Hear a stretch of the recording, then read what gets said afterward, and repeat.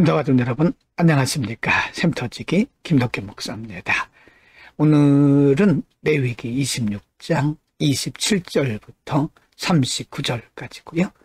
오늘 본문 말씀도 어제 말씀에 이어서 하나님의 말씀을 온전히 준행하지 않았을 때 어떤 재앙, 하나님의 어떤 징책이 있을 것인가에 대해서 말씀하고 있습니다. 물론 하나님의 의도는 하나님의 백성들이 하나님의 말씀대로 준행해서 복받기를 원하시는 거죠. 이와 같이 경고의 말씀을 주시는 것은 하나님의 백성들에게 부담을 주기 위한 것이 아니라 경각심을 가지고 말씀대로 준행하게 하기 위한 말씀이라고 보시면 됩니다. 26장 27절부터 33절입니다. 27절 너희가 이같이 될지라도 내게 청종하지 아니하고 내게 대항할진대. 28 내가 진노로 너희에게 대항하되 너희의 죄로 말미암아 7배나 더 징벌하리니. 29 너희가 아들의 살을 먹을 것이요 딸의 살을 먹을 것이며. 30절입니다. 내가 너희의 산당들을 헐며 너희의 분향단들을 부수고 너희의 시체들을 부서진 우상들 위에 던지고 내 마음이 너희를 싫어할 것이며.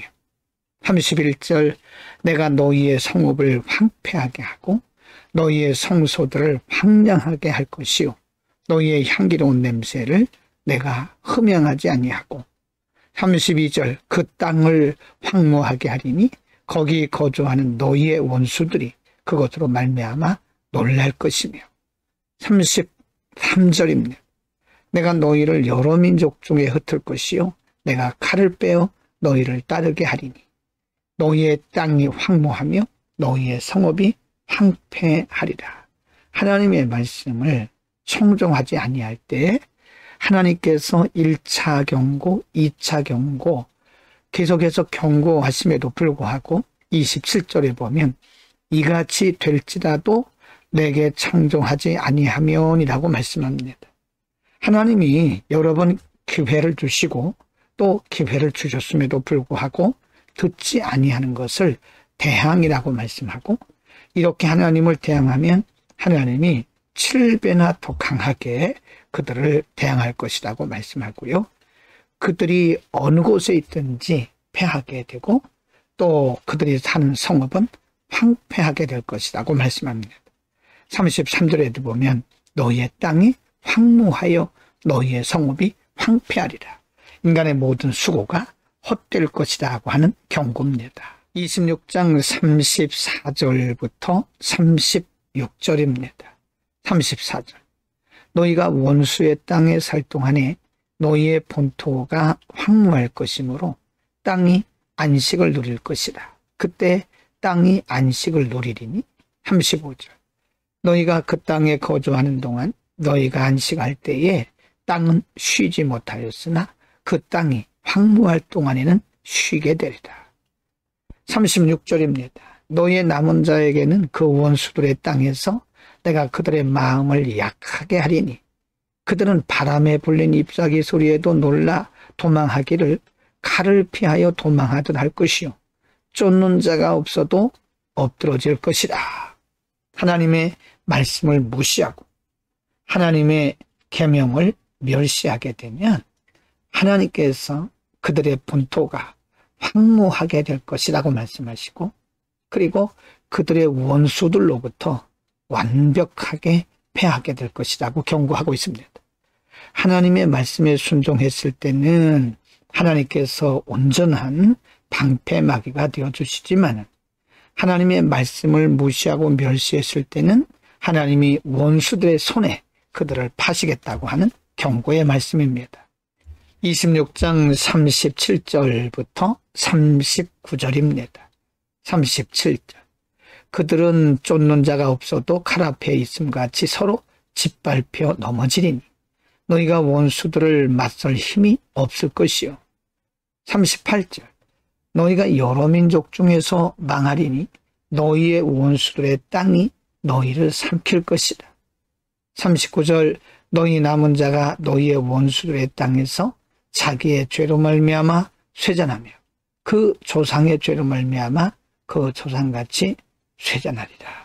하나님의 명령, 하나님의 규례와 법도를 무시하고 멸시했을 때 하나님은 그들에게 처절한 낭패와 실망이 있게 하시겠다고 39절에서는 쇠잔이란 말을 사용하고 있습니다.